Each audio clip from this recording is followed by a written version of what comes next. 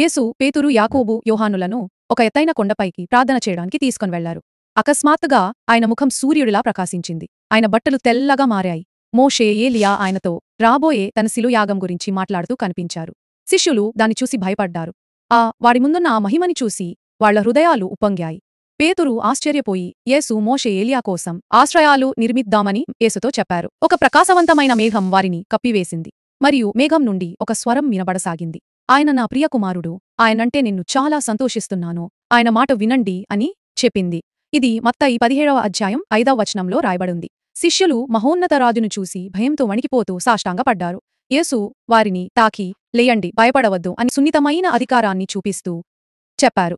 కాంతి ఏదైతే ఉందో అది తగ్గిపోయింది, కాని ఆయన మహిమ వారి హృదయాల్లో సదాకాలం నిలిచిపోయింది. ఆ పర్వతం మీద వారు సమస్త సృష్టిపై సర్వోన్నతుడైన పరలోక రాజు యొక్క శాశ్వత మహిమను చూశారు. Please subscribe.